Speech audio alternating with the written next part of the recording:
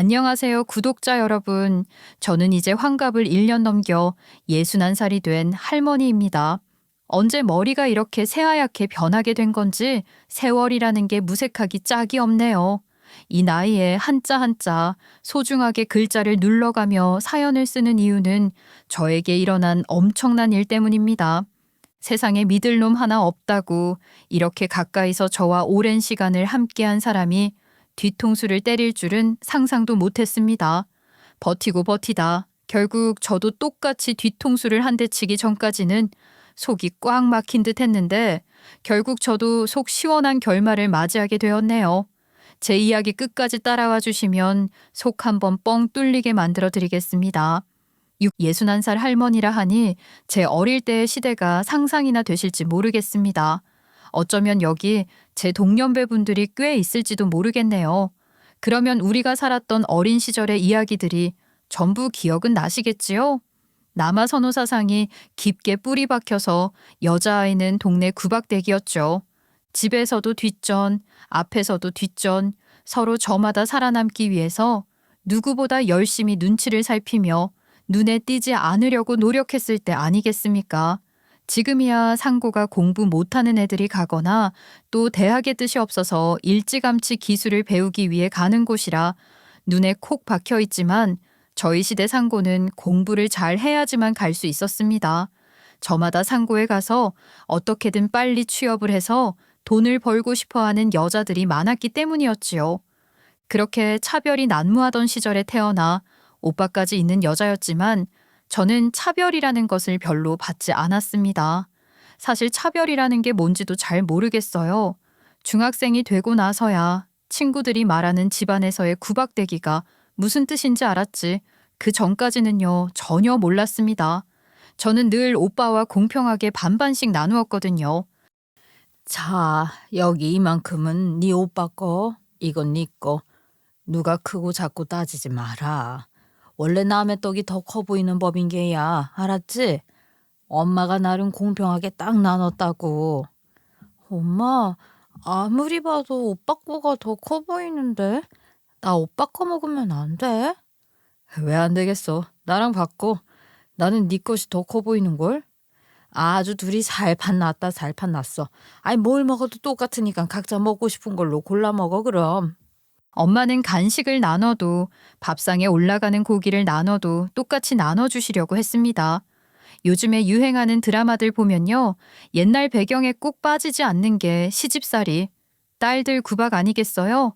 며느리는 탄밥을 주고 먹다 남긴 생선에 김치만 주던데 우리 집은 그런 게 전혀 없었습니다. 그러려고 시도조차 할 수 없었어요. 저희 친할머니가요 정말 대쪽 같은 분이셨거든요. 가끔 가다가 동네 사람들이나 혹은 친척들이 며느리가 같은 밥상에서 밥 먹는 걸 보고 신기해하는 경우가 있었거든요. 그럴 때마다 우리 친할머니는 딱 잘라서 말을 하셨어요. 아니 이 집은 참 특이하네. 어떻게 며느리가 시어미랑 지압이랑 같은 밥상에서 밥을 먹어? 저기 조망만한 상도 따로 있구먼. 저기다가 밥상 차려 먹는 거 아니여? 무슨 그런 섭섭한 소리를 하고 그래? 며느리는 사람 아니여? 아유 우리 집은 그런 거 없어. 밥도 말이야 다 같이 먹어야 맛이 두 배인 거지. 아니 누구는 찬밥 먹고 누구는 따순 밥 먹어. 그런 게 차별이고 없어져야 할 적폐요 적폐. 다들 집에 가서 그런 짓 하덜란가 말게나. 우리 집안에서는 그런 거 없어. 아유 암만 그래도 없는 살림에 입 하나 더 줄여야 하는 거지. 가난함이 대물림 되는 것보다 누구든 좀 덜 먹고 사는 게 나은 법 아니여. 으이씨구 가난한 것도 서러워 죽겠는데 집에서도 누군 가난하게 먹고 누구는 부자처럼 먹으라는 법이 있어. 가난하고 돈 없어도 온 가족이 한 식탁에서 같은 걸 먹고 살아야 의도 생기고 정도 생기는 법이요. 우리 집에서는 그런 거 없으니까 말도 하지 말라 했어. 알겠어? 그럴 때만큼 우리 할머니가 든든했던 적도 없었죠. 우리 엄마 겉으로는 큰 내색 안 했지만 입가는 배시시하게 웃고 있었어요. 덕분에 저도 차별이라는 게 없었죠. 저희 엄마요 사실 말을 못 하셨거든요. 그러니까 목소리를 잃었다고 말을 하는 게 좋을까요? 아마 우리 엄마의 목소리가 너무 옷굿을 굴러가는 것처럼 청아하고 맑고 예뻐서 시기 질투를 한 사람이 마치 인어공주의 목소리를 빼앗은 것처럼 가져간 것 같습니다. 우리 엄마 시골에서 정말 구석진 시골에서 태어나셨다고 해요. 너무 시골이라 배움이 없었고 또 당장 먹고 사는 게 급급했던 그런 곳이요. 딸은 하루 빨리 시집을 가는 편이 가족들을 위하는 일이라고 했었던 터라 우리 엄마 19살에 아버지한테 시집을 오셨다고 했어요. 19살에 오자마자 오빠를 낳고 저를 낳으셨는데 저를 낳은 이후에 이관염으로 인해서 귀가 먹으셨대요. 그 이후에 말도 어눌하게 하게 되었고 본인의 말이 이상하다는 것을 알게 된 엄마는 입을 꾹 다무셨죠.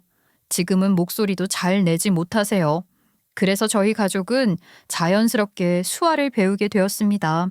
그 없던 시절에 무슨 수화를 어떻게 배웠는지 궁금하시죠?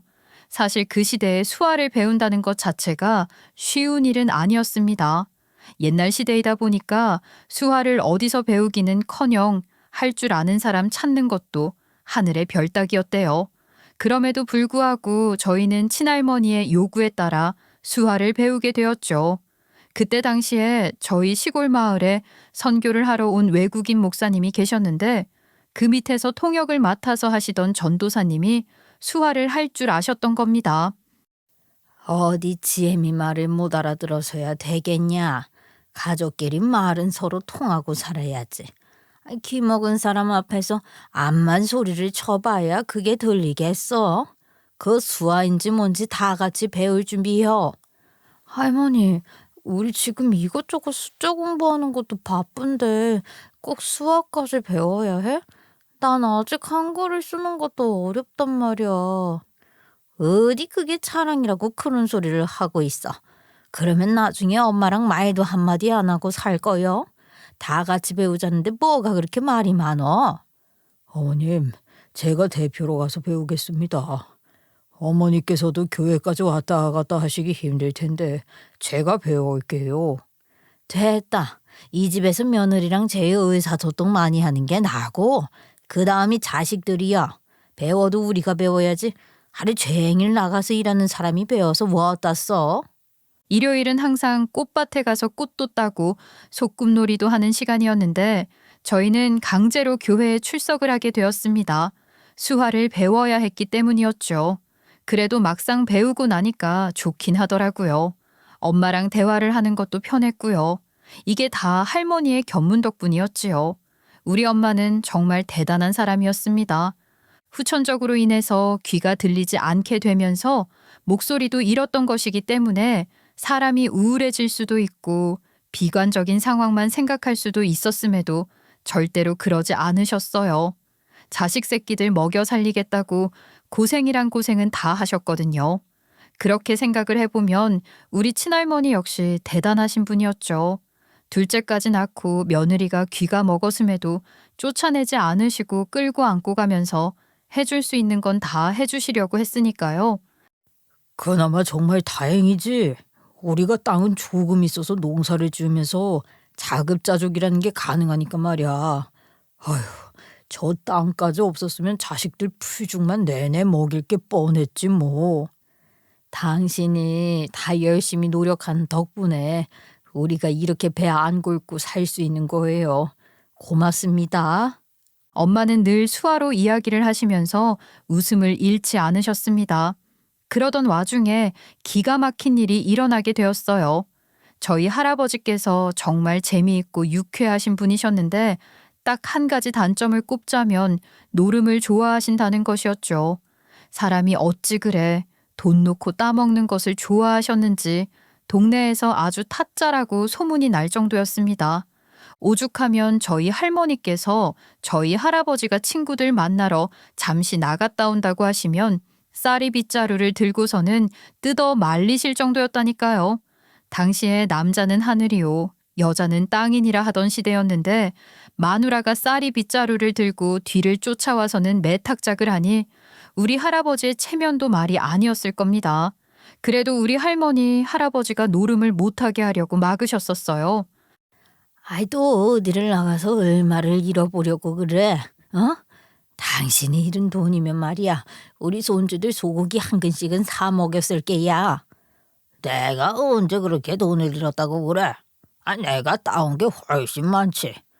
내가 노름해가지고 말이야. 우리 손주들이 저만치 큰 거라고. 내가 사준 소고기 먹고 말이야. 으이씨고 그래서 지금 또 나가겠다고? 절대 안 돼. 내 눈에 흙이 들어가도 못 나간다니까. 오늘은 그냥 단순한 노름이 아니라고. 걱정하지 마. 내가 돈 따기 전에는 집 근처에 훨씬 더 하지 않을 테니까. 임자, 내가 그 번쩍번쩍한 호박보석이라도 들고 올 테니 암 기다려. 그렇게 할머니의 매질을 피해 불이 나게 나가신 할아버지께서는 할머니의 속이 시커멓게 타는 것도 모르셨죠. 근데 돈을 따기 전에는 절대로 오지 않겠다고 말을 하셨던 우리 할아버지의 말이 정말 지켜진 겁니다. 문제는 돈이 아니라 송아지를 끌고 오셨다는 거죠. 집에 막사가 있는 것도 아니고 그럴 만한 공간이 있는 것도 아닌데 냅다 송아지를 끌고 왔으니 온 가족이 입을 떡 벌렸습니다. 그리고 또 그 송아지 가격이 한두 푼이 아니지 않겠습니까? 저희 할아버지 아주 기세등등했죠. 아유, 이 망할 인간이 송아지 덜렁 한 마리를 데리고 와서 이걸 어쩌자는 게야. 어? 이걸 뭐 누렁이 키우듯이 마당에 묶어놓고 키워? 우리 저기 구석인 곳에 자갈 깔린 바 조금 있잖아. 거기에 울타리만 쳐놓고 소 키우면 되지. 이놈이 새끼 낳고 또 새끼 낳고 그러면 우리 금방 부자 된다니까는. 허튼 소리 하지 말라고 할머니께서는 화를 내셨지만 정말 그 구석진 자리에 울타리가 금방 들어섰고 소는 거기서 키우게 되었어요. 그 초롱초롱한 눈망울이 너무 예뻐서 저도 모르게 이끌린 듯 소 구경을 하러 간 적이 한두 번이 아니었습니다. 그런데 말이 씨가 된다고 할아버지의 바람처럼 이놈이 새끼를 뱉고 새끼에 새끼를 쭉쭉 번식하게 된 것입니다. 이렇게 키우려고 해도 이만치 번식은 못할 것 같은데 저희는 축사를 지어야 했어요. 물론 소 몇 마리 팔아서 말입니다. 벽돌로 대충 만든 울타리는 허물어졌고 점점 더 공간을 잡아먹기 시작했죠. 그나마 시골이라서 땅값이 똥값이라 가능했습니다. 날이 갈수록 동네는 번성했고 해안가도 멀지 않고 농사 짓기에도 괜찮은 땅이었기 때문에 땅값이 소폭 상승을 하게 되었어요. 그렇게 제가 19살이 되었을 때 저희는 땅을 전부 팔고 서울이라는 곳으로 이사를 나오게 됐습니다. 이유는 단 하나였어요. 저희 집안의 기둥이나 다름없는 우리 오빠가 대학에 떡하니 붙어야 하는데 쓴 고배를 마셨기 때문이었습니다. 이왕 대학을 갈 거라면 서울에 있는 대학을 가야 하지 않겠냐는 말에 온 가족이 출동을 하게 된 것입니다. 당연히 저도 시골 마을에는 미련이라는 게 없었습니다. 동네에 남아있는 남자들은 하나같이 죄다 부실했고 그 나물에 그 밥이었기 때문이었어요. 여기서 결혼을 했다가는 결국엔 평생 이 논밭을 벗어날 수 없을 거라고 생각을 했기 때문에 저도 서울에 가는 것에 찬성을 했고 저를 데려가지 않는다면 짐칸에 몰래 실려서라도 갈 생각이었습니다. 서울에서 좋은 사람 만나서 결혼하고 싶었거든요. 그렇게 저는 서울에 있는 고등학교에 들어가게 되었고 오빠는 재수를 하게 되었습니다. 저는 정말 서울이라는 곳이 상당히 발전된 곳이라는 것을 가서 몸소 느끼게 되었어요. 대단히 빠른 곳이었고 대단한 도시이기도 했습니다. 시골과는 차원이 달랐어요. 저는 모든 것이 신기한 촌년이었습니다. 학교에서도 마찬가지였죠. 그래서 저는 오히려 주눅이 잔뜩 들었습니다. 너는 왜 이렇게 말수가 없어?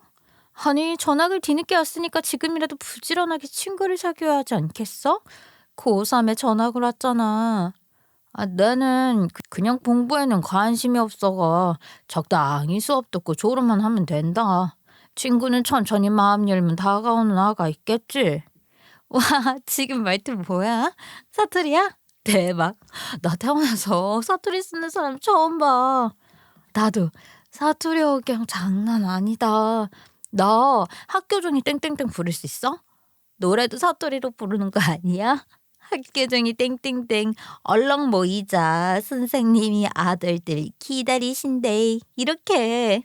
같은 반 친구들은 뭐가 그렇게 재미있는지 저를 놀렸고 저는 그게 웃기지 않았어요. 그래서 그냥 조용하게 학교에서 수업만 듣는 척하면서 딴짓을 했죠. 저는 20살이 되자마자 취업 전선에 뛰어들었습니다. 오빠는 보란 듯이 대학에 합격했고 사실 저까지 대학을 보낼 수 있는 형편은 아니었거든요. 그렇다고 제가 성적이 좋아서 대학을 갈 수 있는 것도 아니었고요. 저는 서울에 있는 빵 공장에서 일을 하게 되었는데 노동이 정말 힘들긴 했지만 저도 돈을 벌어서 우리 집안에 어떻게든 보탬이 되고 싶다는 생각을 하게 되었어요. 물론 저희 부모님이나 조부모님께서 여자가 그만큼 잘 먹고 잘 자랐으면 얼른 일해서 돈 갚아라 하실 분들은 아니었지만 시대 정서상 저는 제가 하루 빨리 돈을 버는 게 맞다고 생각했던 것입니다.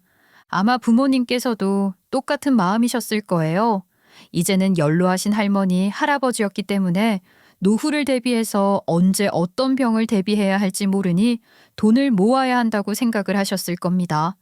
저희 아버지께서는 공업사 같은 곳에서 일을 하셨어요. 기계 정비도 하시고 더 나아가 차량 정비 같은 것도 하셨는데 이것들은 전부 시골에서 농기계들을 직접 수리를 하시면서 살아오신 노하우였죠. 저희 엄마는 시장에 있는 쌀 가게에서 일을 하셨습니다. 저희 가족은 행복했어요. 서로를 아끼고 사랑하면서 의지를 하려고 했죠. 저는 빵 공장에서 일을 하다가 남편을 만나게 되었습니다. 남편은 똑똑한 사람이었어요. 빵 공장 회계팀에서 일을 하는 사람이었거든요. 남편은 회계사가 되고 싶다는 꿈을 꾸고 있었고 회계사 시험을 준비하고 있는 중이었어요. 남편은 저에게 먼저 접근을 했고 당시에 연애라는 것에 대한 면역이 없었던 저는 남편의 꼬심에 넘어가고 말았습니다. 내가요, 회계사 시험에 합격만 떡하니 하게 되면 호강시켜 드리겠습니다. 그러니까 그만 튕구시고 저한테 오시죠. 어머나 세상에. 지는요, 그런 거 생각해 본 적이 없어요. 아직 나이도 어리고 연애를 할 만큼의 여유도 없는 것 같아요. 여유가 있어서 연애를 하고 결혼을 하는 사람이 얼마나 있겠습니까? 백지장도 맞들면 낫다는데 이 험난한 세상에 저희 두 사람이 함께 헤쳐나갈 미래가 중요한 거죠. 남편은 연애를 하자고 하는 게 아니라 결혼을 하자고 했습니다. 그래도 공장의 일가의 직원인 저보다 남편의 월급이 훨씬 좋기도 했고 나이 차이는 조금 있었지만 그 당시에는 그런 게 문제가 되지도 않았습니다. 남편이랑 저랑 7살이라는 차이가 났었거든요. 남편은 불도저처럼 밀어붙였고 면역이 없던 저는 그런 남편에게 속수무책으로 빠지게 되었죠. 저는 남편과 결국 결혼식을 올렸습니다. 제 나이 22살의 말입니다. 그런데 남편이 저처럼 순진한 사람을 꼬신 이유가 있더라고요. 순진한 사람이 아니면 우리 남편 평생 노총각으로 늙어 죽었을지도 모르겠습니다. 남편에게는 아픈 시아버지가 계셨거든요. 우리 집만 해도 엄마가 저를 일찍 낳으셨고 아버지의 나이도 젊으셨기에 나이 차이가 많이 나지 않는 편이었지만 시아버지는 저희 부모님보다 10살 이상 많으셨었어요.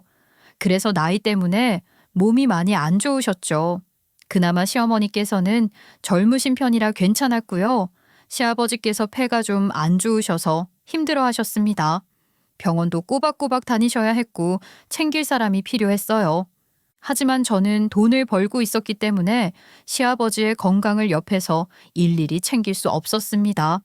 그때는 토요일도 일하던 시절 아니겠습니까? 하지만 결혼하고 2년 만에 저에게 아이가 생기게 되었습니다. 한편으로는 당연히 축복이었죠. 첫 아이를 낳고 육아휴직이라는 게 그때 어디 있었겠어요? 회사에서 통 크게 휴가를 준 게 2주일이었습니다. 저는 2주일 뒤에 복직을 하기엔 너무 난산이어서 힘들었었어요. 고민하다 결국 퇴사를 하게 되었습니다. 그때부터 병수발의 시작이었죠. 제가 집에서 아이만 돌보며 열심히 몸조리를 시작한 지 3개월이 되었을 때 남편이 저에게 일방적으로 통보를 해왔습니다. 아무래도 우리 아버지께서 폐가 많이 아프신데 어머니가 혼자 돌보시는 것도 무리다 싶어. 손주도 생겼겠다. 우리 부모님과 합가라는 게 좋을 것 같아. 아이 갑자기 아이를 낳은 지 100일밖에 지나지 않았는데 합가를 한다고? 이렇게 통보를 하는 법이 어디 있어요? 아니 이 집안에 돈을 벌어오는 사람이 누구야? 아 나 아니야? 내가 돈을 벌어오는데 어디 여자가 말을 얹어? 당신이 싫다고 해서 거절할 수 있는 게 아니야. 어떻게 보면 우리는 조금 늦은 편인 거지. 남들은 신혼부터 합가를 해서 샀는데 우린 그래도 신혼은 즐겼잖아. 제가 싫다고 해서 거절할 수 있는 게 아니었습니다. 시댁은 당연히 합가에 찬성을 하셨죠. 거기다가 시댁집을 판 돈을 남편에게 주겠다고 하셨습니다. 조금 더 큰 집으로 이사를 가자고 말입니다. 일부러 이런 타이밍을 노린 건지는 잘 모르겠지만 저희가 살던 집 전세 기간이 다 끝나가는 타이밍이었어요. 저희는 방이 3개 있는 다세대 주택으로 이사를 갔고 우리 부부방, 시부모님 방, 짐 두는 방 이렇게 두고 합가를 시작했습니다. 당시 방 3개인 다세대 주택이 꽤 비싼 편이었죠. 그래서 남편이 더 생색을 냈을지도 모르겠습니다. 그때부터 저는 아이를 키우면서 시부모님의 병간호를 해야 했습니다. 저희 친정이요? 멀지 않은 같은 서울 아래에 있었지만 명절 말고는 갈 수도 없어요. 시아버지께서 기침을 하실 때마다 가래를 뱉는 걸 어려워하셔서 등을 두들겨 드려야 했거든요. 폐에 문제가 생기면서 목 근육도 무리를 해서 늘어졌다나 뭐라나요. 의사 말이 다 맞는 거겠죠. 가래 뱉는 게 어려우시니 제가 일일이 챙겨야만 했습니다. 시어머니는 뭐 했냐고요? 그때는 며느리가 종이지 않겠습니까? 아니 내가 우리 손주 봐줄 테니까 너는 시애비 좀 잘 챙겨라. 아 나도 이제 나이가 들어서 그런가 저 사람 가래 빼주려고 등을 아무리 쳐주려고 해도 아유 이 힘이 빠져서 못하겠어. 어머님 그래도 아이를 돌보는 게 더 힘에 부치지 않을까요? 아버님께서 매번 기침으로 힘들어하시는 것도 아니고. 아 내가 돌본데도 애가 순해서 그런가 잠투 정도 없고 울음 끝도 짧아서 괜찮다. 그리고 나는 저 인간 꼴도 배기 싫어. 시어머니께서는 저에게 귀찮은 일을 다 떠맡기셨죠. 그 와중에 저 둘째도 가졌습니다. 그때부턴 진짜 힘들었어요. 입덧이 심했는데 밥은 전부 제가 차려야 했고 시어머니는 앉아서 꿈쩍도 안 하셨거든요. 거기다가 시키는 일은 어찌나 많은지요. 그나마 시아버지 폐가 안 좋은 게 다행이라고 생각했습니다. 병원에 가서 약만 받으면 되니까요. 신장투석이라도 해야 했으면 일주일에 한 번씩 갈 뻔했지만 이건 3개월에 한 번씩 가면 됐거든요. 여보 이번 시험도 합격 소식은 없는 거야? 벌써 결혼하고 몇 년째 시험 준비하면서 어째 좋은 소식이 한 번으로 없어. 아 이게 그렇게 쉬운 시험이었으면 개나 소나 다 붙지 않았겠어? 아 제발 그거 바가지 좀 긁지 마. 내가 나가서 돈 벌면서 공부하느라 얼마나 힘든지 알아? 에이씨 다른 여편 애들은 내조를 그렇게 잘한다던데 아이 우리 여편 애는 바가지밖에 긁을 줄을 모르니? 남편은 회계사 시험을 준비하네 어쩌네 했지만 공부를 잘하는 놈이 아니었습니다. 그걸 결혼하고 5년 차에서야 알았네요. 남편은 시험은 핑계였고 그냥 공장에서 쭉 일을 했어요. 그나마 관리자 쪽 일이라서 월급은 섭섭치 않았다는 게 다행이었죠. 우리 친정은 그나마 팔았던 땅값이 괜찮았었기에 돈 문제는 크게 신경 쓰지 않아도 됐다는 게 다행이었습니다. 우리 엄마 가끔 저를 볼 때마다 너무 일찍 시집 보냈다고 아쉬워하셨지만 남편은 수화를 몰라서 못 알아듣는 게 코미디였습니다. 여보 수화를 좀 배워보면 어때? 옆에서 옆구리 쿡쿡 찌르지 말고 간단하게만 배워도 우리 엄마가 하는 말의 반을 알아들을 텐데. 아 내가 해야 할 일이 얼마나 많은데 이 와중에 수화를 배우고 앉았어. 아 됐어. 당신이 옆에서 잘 통역해주면 되는 일인데 내가 귀찮게 그걸 왜 배워. 그리고 내가 장모님을 자주 보는 것도 아니고 정말 어쩌다가 한 번 보는 건데 그때 말 몇 마디 하겠다고 수화를 배우느라 시간을 낭비해. 아니 무슨 말을 그렇게 하고 그래? 당신 너무 섭섭하게 말을 한다. 아니 나는 뭐 좋아서 아버님 병간하고 그러는 줄 알아? 서로 가족을 챙기기 위해서 그러는 거지. 당신은 내가 벌어다 준 돈으로 생활을 하고 있으니까 당연한 의무감을 가지고 우리 아버지 병간호를 해야 하는 거야. 그건 당신 임무고 숙제라고. 남편은 말을 서운하게 했습니다. 그때는 그게 당연한 건 줄 알았습니다. 세월이 흐르면 흐를수록 시아버지는 점점 폐병이 심해졌습니다. 저는 우리 아이 키우랴 병간호하랴 힘들었어요. 제 시간이 하나도 없었거든요. 그래도 다행인 건 살면서 시어머니의 시집살이가 심하지 않았다는 것입니다. 특히 시어머니께서 나이를 한 살 한 살 먹을수록 저를 더 챙겨주시려고 하시더라고요. 내가 말은 안 해도 너한테 참 고맙다. 병간호하는 게 쉬운 일은 아닐 텐데 그걸 전적으로 해주고 있으니까 말이야. 근데요, 어머님, 뭐 병간호가 수고스러운 일이긴 해도 어머님께서 이렇게 피하시는 이유를 잘 모르겠어요. 아이 돌보는 일이 번거로운 걸로 따지면 더 하잖아요. 내가 어디 나 부끄러워서 한 번도 말을 한 적이 없긴 한데, 아이 사실 네 시아버지 말이다. 나랑 살면서 바람을 3번이나 피운 몹쓸 놈이야. 네? 아버님이요? 아이고, 저렇게 집에서 꼼짝도 안 하시는 아버님이 바람을 3번이나 피우셨다고요? 못 믿겠어요. 지금이야 저렇지만 예전에는 안 그랬다니까. 내가 우리 아들 위해서 이혼은 안 했지만 저 폐병 걸렸다고 했을 때 얼마나 고생했는지 몰라.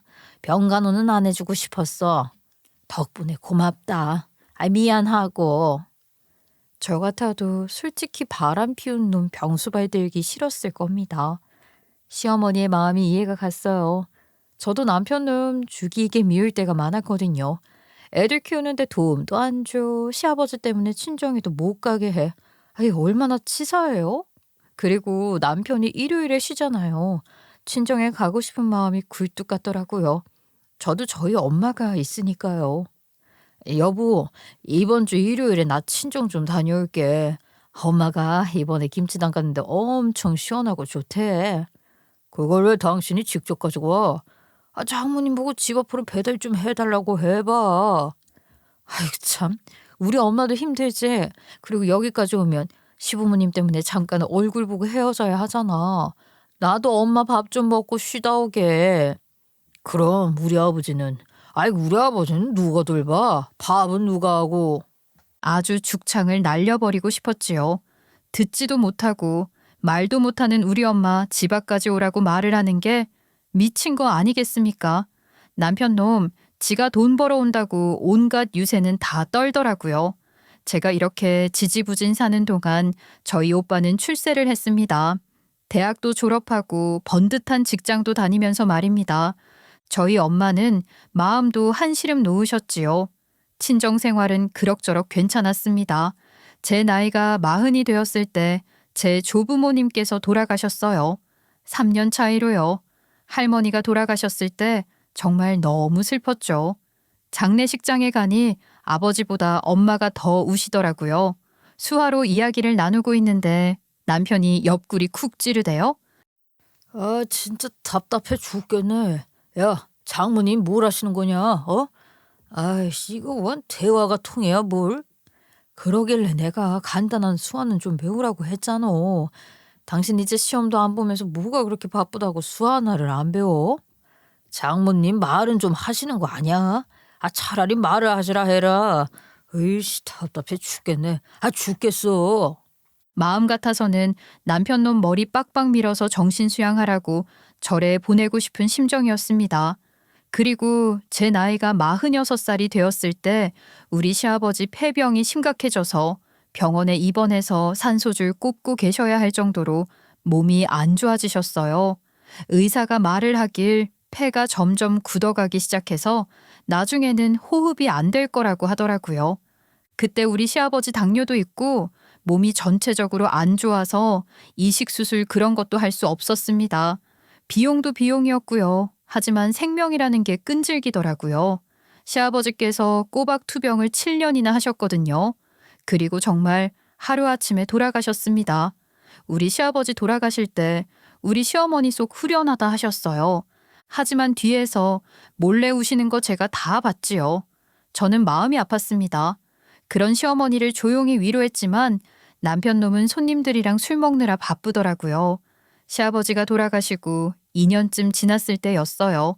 시어머니께서 자꾸 깜빡깜빡 하시기 시작하더라고요. 아유, 민철이 어디 갔냐? 민철아, 나와서 이거 테레비 좀 틀어봐라. 민철이 어디 갔어? 어머님, 민철이 지금 자취하고 있잖아요. 자취 시작한 지 얼마나 지났는데 갑자기 민철이를 찾으세요? 아이고, 맞다, 맞다. 민철이가 자취 시작했구나. 아이고, 내가 그걸 까먹었네. 요즘 이렇게 깜빡깜빡 한다니까. 어머님, 저 혹시 치매 검사 한번 받아보셔야 하지 않을까요? 나이도 있으시고 요즘 워낙 흔하게 일어나는 증상이기도 하니까요. 시어머니는 고민을 하기 시작하셨고 저는 남편에게 말을 했습니다. 그러자 남편이 노발대발하더라고요. 아니, 너 지금 뭐라고 그랬어? 왜? 우리 엄마를 왜 치매 취급하고 그래? 우리 엄마 정정하고 건강한 사람이야. 우리 엄마가 얼마나 똑똑한데? 아, 치매? 얼어 죽을 소리 하고 있네. 나이가 들면 생길 수 있는 자연스러운 현상이야. 그리고 치매라고 확정도 아니고 검사 한번 해보자는 건데 왜 그래? 그거 검사 한번 하려면 피도 뽑고 뭐 엑스레이도 찍어보자 그러고 돈 100만 원 그냥 나와. 알아? 아니 어머님 건강관리할 겸 한번 해보는 것도 나쁘지 않지? 100만 원 가지고 왜 그래? 어머님 위해서 그 정도 돈도 못 쓰는 거야? 아니 당신 효자 아들인 척 하더니 너무한 거 아니야? 뭐라고? 아, 여태 돈을 벌어다 준 게 누군데 그런 소리를 하고 있어? 아니, 너 돈 있으면 네 돈으로 해드려라. 우리 엄마가 아주 좋아하시겠네. 며느리가 건강검진도 해줬다고 말이야. 나야말로 생활비 받아서 빠듯하게 살고 있는 사람인데 갑자기 돈 100만 원이 어디서 나와서 어머님 그런 검사를 받게 해드려. 당신이야말로 저금하는 돈이 있잖아. 내가 모를 줄 알고. 그거는 나중에 다 따로 쓸 일이 생길 때 쓸 돈이지. 아니, 나는 몰라. 우리 엄마 총명하고 똑똑한 사람이라서 절대 치매 같은 거 걸릴 일 없으니까 당신 조바심에 비싼 돈 쓸 생각 하지 마. 남편은 검사비 비싸다고 난리를 쳤죠. 결국 보건소에서 검사를 할 수 있다는 사실을 알고선 보건소 가서 검사를 했습니다. 아니나 다를까 시어머니는 초기치매였어요. 결과를 받고 저도 충격을 받았지만 시어머니께서도 큰 충격을 받으셨죠. 여보, 이거 검사 좀 봐봐. 초기치매래. 내가 뭐라고 그랬어. 어머님이 과거에는 총명하셨고 똑똑하셨고 그런 거랑 치매는 다른 거라니까. 아이, 그래서 뭐 어쩌라고. 너 알아서 해. 여태까지 내가 벌어다 준 돈으로 뭐 했었어? 어?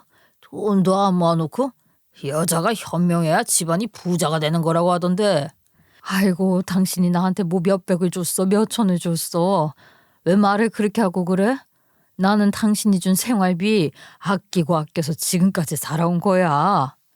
아이, 그래서 모아둔 돈이 하나도 없으니 나한테 엄마 병원비까지 내놔라 이거야. 나한테 그럴 돈은 있을 것 같고 생활비도 다 퍼줬더니 어디서 큰 소리야. 당신이랑 나만 먹고 산 거 아니야. 우리 아들 둘에 시부모님까지 모시고 살았어. 당신이 주는 고작 그 생활비로 어디서 내 탓을 하고 그래? 저는 정말 억울했어요. 시아버지 병원비까지도 생활비에서 감당을 해야 할 때도 있었는데 그런 노력도 모르고 남편이 무작정 큰 소리를 치니까 어이가 없더라고요. 물론 시아버지도 그렇고 보험이라는 게 있어서 돌려받은 돈도 많지만 그래도 들어간 돈이 사라지는 건 아니잖아요. 아이고, 왜 큰 소리들이야. 애미야, 그 걱정하지 말아라. 네 시아버지가 나한테 남기고 간 보험금이 있으니까 그걸로 요양원에 들어가면 된다. 그러니까 괜찮다. 아, 맞네. 엄마 꽁꽁 싸둔 돈이 있었잖아. 그거 나 줘. 어차피 우리가 모시고 살 건데 그 돈이 왜 필요해? 엄마가 들고 있다가 엄한 데 날리면 안 되니까 저한테 맡기세요. 내가 고양이한테 생선을 맡기지. 아무리 치매 족이라고 해도 미쳤다고 그 돈을 너한테 주냐? 절대 안 준다. 어머님, 그러지 마시고 그 돈으로 요양원에 들어가시는 게 좋을지도 몰라요. 요즘 요양원 시설 좋아서 하나하나 다 살펴봐 준다고 하잖아요. 제가 시어머니를 걱정하는 마음에 이야기를 하자 남편이 저에게 버럭하는 게 아니겠어요? 거의 뭐 손만 안 올라갔지 말로 뺨을 때리는 것처럼 역정을 내더라고요. 에이치, 우리 엄마를 왜 요양원에 보내겠다고 그래? 그 돈이 얼만데? 여태 내 돈으로 밥 잘 먹고 살았으면 그 정도 효심은 네가 보여야 하는 거 아니야? 나는 너한테 그만큼의 의식주를 줬고 너는 그에 보답하는 결과를 내야지. 안 그러면 내가 억울하지 않겠어. 뭐라고? 아이 여보, 내가 그동안 못한 게 뭐가 있다고 그런 식으로 말을 하고 그래? 나도 잘했어. 어머님이 다 알아. 다 이게 뭘 다 알아? 겉으로는 위하는 척하면서 결국 네가 모시기 번거롭고 짜증나니까 요양원에 보내겠다고 그러는 거잖아. 현실적으로 치매 노인을 어떻게 집에 모시고 살아? 사고나 내가 안 하는 게 아니라 못 하는 거라고. 아예 어머님도 편안하게 전문 시설에서 지내시면 좋지 뭘 그래? 그 시끄러. 어디 편안한 일하면서 내 돈만 펑펑 쓰려고? 절대 그렇게 못해. 엄마, 그 돈 놔줘. 엄마는 그냥 며느리 수발 받으면서 사세요. 남편은 허튼 소리 하지 말라고 한 뒤로 요양원에 요자만 나와도 성질을 버럭 부렸죠. 제가 그렇게 몇 년을 모시고 살았게요. 무려 11년이었습니다. 11년. 제 나이 49살에 치매 판정 받으시고 11년을 모셨다고요. 그동안 참 힘들었습니다. 치매는 점점 심해지고 시어머니는 매번 밥상을 발로 차며 반찬 투정을 하셨어요. 아유 여보, 이제는 정말 힘들어서 그래. 어머님 매번 밥상을 발로 차. 반찬 해달라는 거 해드려도 그런다고. 더 이상은 못하겠어. 요양원 돈이 얼만 줄 알아? 한두 푼이 아니라고. 아이 너 돈 있어? 너 돈 있으면 그렇게 해. 요즘 정부 지원도 나와서 싸대. 치매 전문 시설에 보내드리는 게 맞다니까. 지금 밥상 2번 차리기 싫어서 이러는 거 아니야. 사람이 그러면 안 된다. 양심 있게 살아. 여태 구질구질한 너 데리고 살아준 게 누군데 이제 와서 우리 엄마를 요양원에 모셔. 그럼 어머님 돌아가실 때까지 이렇게 살자고? 대소변도 못 가리셔서 내가 매번 씻겨드려야 하는데 나도 지쳐.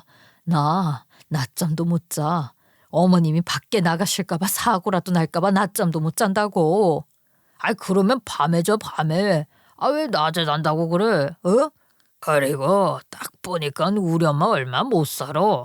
얼마나 더 같이 살겠다고 이제 와서 돈 아깝게 요양원에 보내. 그 돈을 아껴서 우리 노후에 쓰지. 그 와중에 저희 친정아버지께서 돌아가셨고 치매인 시어머니를 혼자 두고 나갈 수가 없어서 정말 전전긍긍하다가 결국 저랑 손을 끈으로 묶어서 같이 택시를 타고 장례식장에 갔죠. 제가 시어머니 모시고 온 걸 보고 우리 엄마 말도 못하고 가슴으로 우시더라고요. 저도 불효를 저지른 것 같아서 슬펐습니다. 뒤늦게 온 남편이 저랑 시어머니가 끈으로 묶여 있는 걸 보고 불같이 화를 내더라고요. 지금 본인 엄마를 개 취급하는 거냐고요. 저는 따질 힘도 없었어요. 그렇게 친정아버지 먼저 보내드리고 저희 친정엄마 농아인으로 혼자 살게 되었는데 걱정이 되더라고요. 시어머니 때문에 모시고 살 수도 없었고요. 그렇게 우리 시어머니 시름시름 앓다가 1년 만에 돌아가셨습니다. 시어머니 장례식장에서 남편 놈이 아주 큰 소리를 치대요. 제가 그 꼴을 보고 얼마나 어이가 없었는지 모르겠습니다. 아주 그냥 마음 같아서는 엉덩이를 발로 뻥 차고 싶었습니다. 내가 말이야. 효심이 대단한 놈 아니냐. 우리 엄마 마지막 가시는 길까지 요양원에 한 번을 안 집어넣었다니까. 내가 모시고 살았어 내가. 와 진짜 대단하다. 치매 노인 거 모시고 살기 빡세다고 하던데 그 대단한 일을 해내는 놈이 여기 있구먼. 아이고 그 말은 바로 해야지. 네가 모셨냐? 재수씨가 고생을 했겠지. 안 그래요 재수씨? 저 옆에 내가 무슨 고생을 해. 내가 명수발 다 들었다니까. 저 옆에 내는 허구날 요양원 보내자는 말밖에 안 했다고. 남편놈 그렇게 이야기를 하는데 하늘에 간 우리 시어머니는 알아주시겠지 싶었지요. 모든 장례가 끝이 나고 나니까 이제는 홀로 남은 우리 엄마가 걱정이 되었습니다. 엄마가 듣지도 못하고 말도 제대로 하지 못하시다 보니까 이 세상을 살아가는데 어려움이 많을 것 같았습니다. 요즘은 햄버거 하나 사 먹으러 가도 전부 기계화되어 있잖아요. 휴대폰도 문자 메시지밖에 사용 못 하시는데 나이 먹어서 사건 사고라도 일어나면 안 되지 않겠습니까? 그래서 저는 그 정도 말을 할 자격은 된다 생각해서 남편에게 우리 친정엄마 모시고 살자고 했습니다. 나 이 정도는 당당하게 요구해도 된다고 봐. 나 시집 올 때 아버님 아프다는 이야기도 못 듣고 왔어. 시집 오자마자 폐병 걸린 아버님 돌봤어. 치매 걸린 어머님까지 무려 38년이야. 시부모님 그만큼 병수발 드느라 친정 못 챙겼으면 지금 와서는 나도 당당하게 요구해도 되잖아. 아이고 뭘 잘했다고 당당하게 요구를 해. 요즘 시대 사람들이나 가족의 가족이 남 같지. 우리 시대는 당연한 일 아니었어. 환갑에 윤당에서 맨몸으로 쫓겨나봐야 정신 차리지. 뭐라고? 환갑에 이혼당하고 싶냐고? 아이 그래 나 환갑이네. 나는 있잖아. 여태까지 바쁘게 사느라 내가 환갑인 것도 까먹었다. 까먹고 살았어. 병수발 드느라. 근데 말을 그렇게 해? 이게 어디서 큰 소리야? 집에서 여태까지 먹고 자고 쉬게 해줬으면 되지. 당신이 할 일이 그거였는데 할 일 다 한 사람에게 무슨 칭찬을 더 바라. 적어도 고맙다는 소리 한마디는 해야 하는 거 아니야? 당신이 나를 어떻게 생각하고 있었는지 잘 알았어. 아이 뭐 어쩔 건데 이제 와서 맨몸으로 이혼당하면 당신 손해야. 뭐 잘한 게 있다고 큰 소리야 큰 소리는. 당연히 해야 할 일을 한 거 가지고. 남편이 그렇게 말을 하는데 온 몸이 열받아서 부들부들 떨리더라고요. 거기서 고맙다는 말이라도 했으면 제가 더 상냥하게 말을 했을 겁니다. 우리 엄마 이제라도 모시고 살고 싶다고요. 농아인 우리 엄마 혼자 어떻게 살겠냐고요. 오빠도 지방에서 일하느라 바쁜데 제가 여태 병수발 든 노고를 이해해 준다면 남편도 당연히 오케이 해야 하는 거 아니겠어요? 저는 더 이상 안 되겠다 싶었습니다. 참고 사는 건 능사가 아니라고 생각을 했기에 남편 놈의 뒤통수를 후려 갈겨줘야겠다는 마음을 먹었습니다. 집값게 늙어서 저 없이 어떻게 살겠습니까? 남자들은 나이가 들면 들수록 마누라 말을 잘 들어야 말년이 편하다고 하는데 지 자존심이 얼마나 남아있는지 저한테 마지막까지 저렇게 바득바득 이야기를 할 수 있는 건지요. 저는 결국 자식들에게도 연락을 해서 일을 치를 거라고 했습니다. 제가 씩씩거리면서 이야기를 하니까 우리 아들들도 제가 엄청나게 화가 났다고 생각이 들었던 건지 저에게 어차피 말년 인생 엄마 하고 싶은 거 다 해보라고 하대요. 든든하긴 했죠. 제가 뒷배도 없이 막무가내로 일을 칠 수 있겠습니까? 저에게도 다 생각이 있었습니다. 저는 다음날 날이 밝자마자 친정에 가서 냅다 짐을 쌌습니다. 엄마는 당황해하면서 어쩔 줄 몰라 하고 수화로 왜 그러냐고 계속 말을 걸었지만 저는 무시하고 짐을 쌌어요. 대충 전부 싼 다음에 엄마 보고 가자고 말을 하니 엄마도 혼자 지내는 게 무섭고 외로웠던 건지 제 말에 별 대꾸 없이 따라오시더라고요. 그렇게 저희 집으로 가서 짐을 풀었습니다. 제 인생 후회나 오점 따위는 남기고 싶지 않았습니다. 우리 엄마와 함께 살 수 있는 시간이 얼마나 될지도 모르는데 제가 마지막까지 잘 효도하다가 보내드려야 하지 않겠습니까?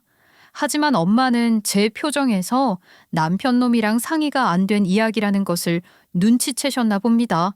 우리 엄마 말을 하지 못하시니 눈치가 엄청나게 빠르셨거든요. 엄마 왜 그렇게 눈치를 보고 그래?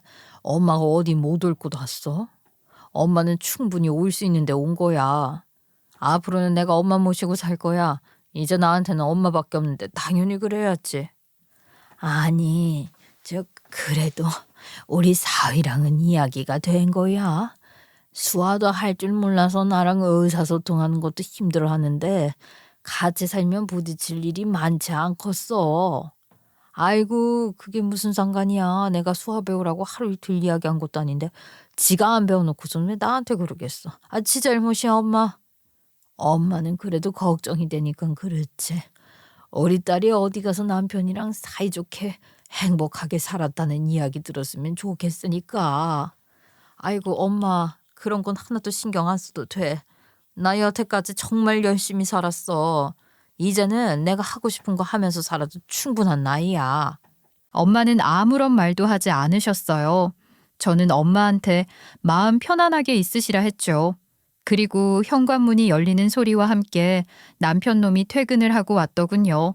신발장 앞에 놓인 짐부터 우리 엄마의 신발이 떡하니 놓여 있는 걸 보더니 현관 입구에서부터 한숨을 푹푹 내쉬는 게 아니겠습니까? 이럴 땐 정말 우리 엄마가 그런 소리를 못 듣는다는 것에 감사할 뿐이었습니다. 그러더니 남편놈 우리 엄마한테 인사 한마디 없이 저에게 소리를 꽥 지르더라고요. 미친 거 아니야? 이제 와서 나한테 시위라도 하겠다는 거야 뭐야? 아니 내가 장모님 모시고 살 거면 이혼 생각하라고 했지. 어디 나한테 말도 없이 장모님을 모시고 들어와. 내가 우리 집에서 내 엄마 모시고 살겠다는데 무슨 문제 있어? 당신도 시부모님이랑 합가할 때 일방적으로 통보했잖아. 그거랑 이거랑 같아? 솔직한 말로다가 너네 엄마가 우리 집 살림에 도움 준 게 뭐가 있냐? 뭐 반찬 준 거, 명절에 용돈 준 거, 그거 말고 뭐가 있어? 그러는 시부모님은 뭐 해주셨는데 집 한 돈으로 그 큰 집 사게 해주신 거? 그러면 뭐해? 병원비로 여태 날려먹은 돈이 얼만데 내 수고비는 안 줘? 수고비? 아주 그냥 난리가 났다 난리가 났어. 집에서 노체내 냄새 나게 뭐 하는 짓이야. 겨우겨우 부모님 두 분 다 보내드리고 집에 나는 이 신내 좀 빠지나 싶더니 어떡이나 이 집에서 나는 노인 냄새 때문에 머리 아파 죽겠는데 더 나게 생겼네. 말 조심 안 해? 우리 엄마 입 모양만 봐도 말 다 알아듣거든. 엄마 안 보이게 입이라도 가리고 말을 하든가. 수화만 알아들으시는 게 아니야. 하나 참 별걸 다 할 줄 아시네. 아무튼 너네 엄마 귀머거리잖아. 내가 말 빠르게 하면 못 알아듣지 않겠어? 뭐라 그랬어? 우리 엄마 귀머거리라고? 너 지금 장모님한테 그딴 식으로 말을 할 수 있어? 귀머거리라니. 어디서 그런 단어를 써? 내가 오죽하면 이러겠냐. 나 말도 안 통하는 인간이랑 살기 싫다고. 제발 나가라고. 내 집에서 나가. 너도 나가. 그냥 이혼해. 이혼. 골라. 나는 답답해서 못 사니까. 말도 안 통하는 게 어떻게 살아. 내가 장모님이 이것 좀 해주세요 이런 말을 해봐야 못 알아듣잖아. 가서 툭툭 쳐야 하잖아. 내가 수십 년을 수화 배우라고 했어. 그때마다 고집 부리면서 안 배운 건 당신이야. 당신이 그런 선택해놓고 이제 와서 답답해. 그럼 지금이라도 배워. 내가 그걸 왜 배워? 따로 살면 그만인데 내가 그걸 왜 배우냐고. 됐어. 알아서 골라. 여기서 살 건지 장모님 따라 나갈 건지. 나는 우리 엄마 모시고 여기서 살 거야. 당신이 말한 해답지에 내가 고를 정답은 없어. 알겠어? 나는 이런 말 할 자격이 있어. 하늘에 계신 시부모님도 내 편 들어주실 거라고. 참 이미 죽은 사람이 무슨 편을 들어준다고 그래. 야, 장모님 모시고 살 거면 너 혼자 모시고 살아. 나 진심이야. 이혼하자고. 네가 무슨 돈이 있어서 이혼을 하겠냐만 말이다. 그 나이에 환갑에 취직이나 되겠냐? 나는 퇴직금도 이제 빵빵하게 나올 텐데 억울해서라도 이혼하면 안 되지 않겠어? 나는 돈이 있고 너는 돈이 없잖아. 너 돈 있어? 남편은 아주 당당하게 말을 했습니다. 저에게 돈이 있으면 이혼하라고 하더라고요. 돈 없는 자의 슬픔이지 않겠냐며 저보고 돈이 없으면 납작 엎드리라는 식이더라고요. 우리 남편 이제 퇴직을 앞두고 있었거든요. 원래는 65살까지 일을 할 수 있었어요. 2년 전에 진즉에 관둬야 했는데 공장 내부 사정을 남편만큼 아는 사람도 없어서 2년을 더 채우고 일을 그만두기로 했었죠. 남편도 일을 더 할 수 있으면 좋은 거라고 생각했기 때문에 일을 더 했던 거고요. 남편이 돈돈거리면서 갑질을 해대는데 저는 황당하더라고요. 막말로 여태까지 옥체 보존하고 일만 할 수 있었던 게 누구의 내조 덕분인가요? 제가 안팎으로 신경 쓸 일 없게 했으니까 제 덕 아니겠어요? 지금 돈 가지고 치사하게 이럴 거야? 나도 돈 벌 수 있었어. 내가 누구 때문에 일도 못하고 살았는데. 그러길래 누가 그렇게 밑도 끝도 없이 병수 말만 들으면서 살을 했냐? 요즘은 여자도 다 일하는 시대야. 어? 집에서 놀고 먹는 시대가 아니라고. 어리 며느리들 봐라. 각자 직장 다니면서 떵떵거리면서 살잖아. 당신이랑은 다른 삶이라고. 당신도 그것 좀 미리미리 좀 챙기지 그랬어. 에휴.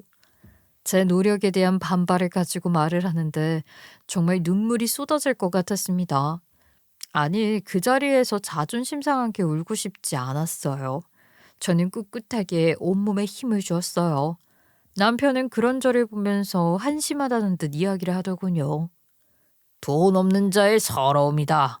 알겠냐? 됐고. 빨리 장모님이나 돌려보내. 오늘은 늦었으니까 내일 일찍 택시 태워 보내드려라. 싫어. 그렇게는 못하겠고 나는 우리 엄마랑 살 거니까 너를 버려야겠다. 그래. 이혼하자. 네가 뭔 돈이 있어서 다 늙은 니네 엄마랑 둘이 살겠다는 거야? 어? 왜 애들한테 민폐나 끼치려고?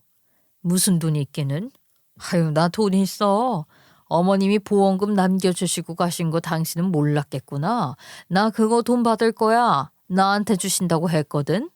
그러자 남편이 한 대 얻어 맞은 것 같이 놀란 얼굴을 하더라고요. 아마 보험금 문제까지는 생각 못했을 겁니다. 시어머니께서 돌아가신 지 얼마 안 지나기도 했고 남편도 이제서야 시어머니의 재산들을 차근차근 정리해가고 있는 입장이었으니까 보험금 문제는 조금 나중에 생각하려고 했겠죠. 그거야 언제든지 찾을 수 있는 돈이었으니까 급할 건 아니었거든요. 근데 그 돈을 제가 받기로 했다는 것은 남편이 전혀 몰랐던 이야기였겠지요. 남편 놈 아주 황당하다는 얼굴을 하더라고요. 잠깐만. 그게 뭔 소리야? 우리 엄마 보험금을 왜 네가 가져? 얘가 진짜 미쳤나? 그 돈을 왜 아들이 아닌 며느리인 네가 탐을 내냐고. 큰일 날 소리 하고 있네. 누가 탐을 냈다고 그래? 그 돈 어머님께서 나 주시겠다고 한 돈이야. 내가 탐을 낸 게 아니라 내 몫이라고. 탐은 네가 내는 거고. 알겠냐?